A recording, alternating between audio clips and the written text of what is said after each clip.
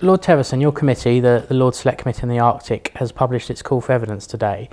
What do you think are some of the key issues that you would like to see evidence on? Well, it's the whole range of things that affect the Arctic and particularly UK aspects of that as well, but broader international aspects. But the main ones will be the background of climate change in the Arctic itself, say the adaptation or mitigation factors that can happen locally. It'll be around the economic development, and hand in hand with that all the environmental challenges, biodiversity, indigenous people, populations that live there and have migrated to the Arctic area as well. The whole area of shipping, transport, defence and security. It's a really, really broad range of issues, but one that we want to get involved in all of them. And there's going to be lots of people out there with that expertise, and we're very keen to make the most of that and have that input into the committee through this call for evidence. And who is it you're hoping to hear from as part of this? Well, again, a very wide range of people. I hope we'll have a very diverse response in terms of disciplines, people that are involved in all those sort of issues, people that live locally, the international scientific community,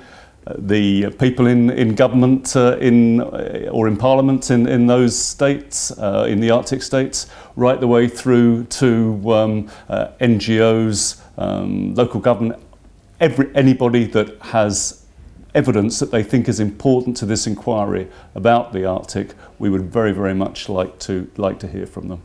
And in terms of the practicalities, how do people go about submitting evidence? When do you want them to do that by? And are there any other ways that they can engage with the committee other than that process?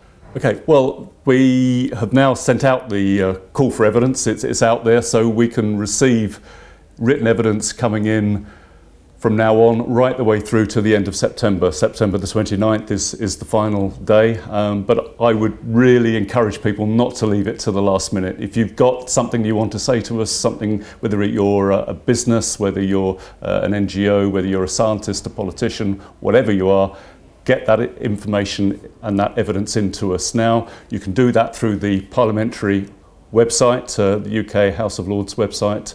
Other ways that you can participate is come along to one of our evidence sessions. If you're in the London area, then do that. If you're further away, abroad or elsewhere in the United Kingdom, then watch us on Parliament Live TV.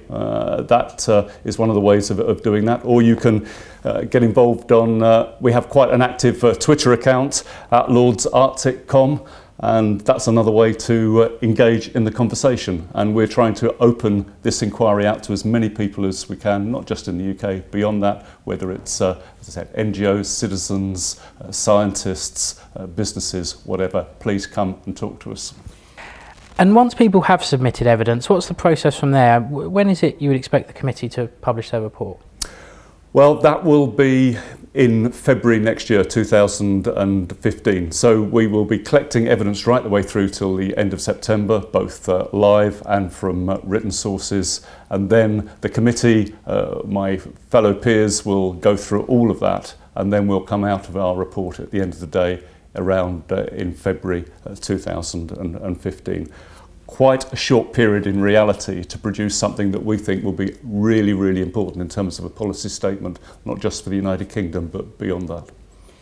One of the things the committee are interested in is the impact of change in the Arctic on local populations. Are you hoping to get evidence from those populations directly? Very much so. That's going to be an important aspect of our work, and we would really very much like evidence from people that are living in the Arctic. And not just that, communities and even people, small-scale businesses or whatever, people that are involved actually in the Arctic region, we would very, very much like to hear from them. It's really important that that as a committee we hear from people that are on the front line, are really affected by the sort of recommendations that we might eventually make.